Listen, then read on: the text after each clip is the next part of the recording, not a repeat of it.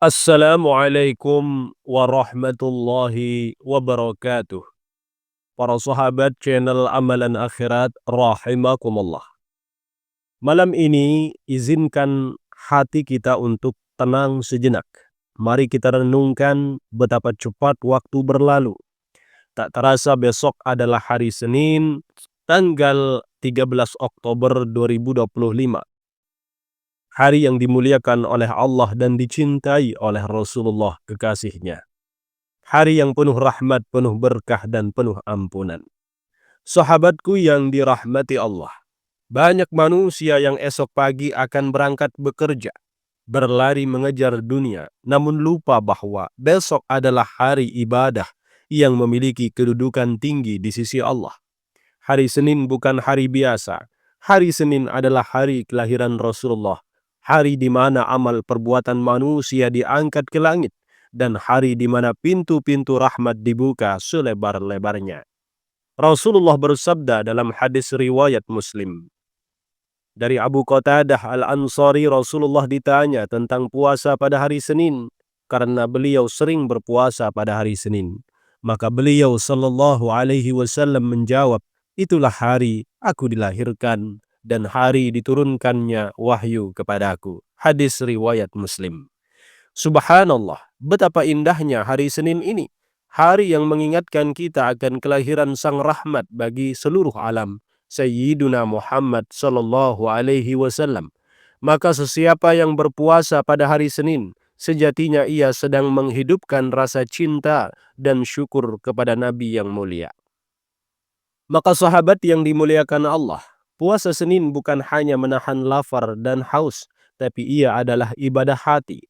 Puasa adalah saat ketika seorang hamba menundukkan hawa nafsunya, mengekang lisannya dari gibah, menahan pandangannya dari hal yang haram, dan menenangkan hatinya dari kebisingan dunia. Rasulullah bersabda dalam hadis kursi, "Kullu amal ibni Adam lahu illa as-sawma fa innahu li wa ana ajzi bihi." Setiap amal anak Adam adalah untuk dirinya kecuali puasa. Sesungguhnya puasa itu untukku dan aku sendiri yang akan memberikan balasannya. Hadis riwayat Bukhari Muslim. Bayangkan sahabatku, setiap amal akan dihitung sesuai kadar usahanya. Tapi puasa, terutama puasa sunnah, dihitung langsung oleh Allah. Tanpa perantara, tanpa batasan pahala. Sungguh ini tanda kemuliaan yang sangat agung. Ketika kita menahan lapar pada hari Senin, sesungguhnya Allah sedang menyiapkan hidangan surga untuk kita kelak. Ketika kita menahan amarah di siang hari, sesungguhnya Allah sedang memadamkan api neraka dari wajah kita. Dan ketika kita menahan lisan dari keburukan, Allah sedang menulis nama kita di antara hamba yang jujur dan bersih hatinya. Dalam riwayat Tirmidzi dijelaskan, "Man shama yauman fi sabilillah ba'adallahu bainahu wa bainan nari sab'ina kharifa." Barang siapa berpuasa satu hari saja di jalan Allah karena Allah, maka Allah jauhkan dia dari neraka sejauh 70 tahun. Masya Allah.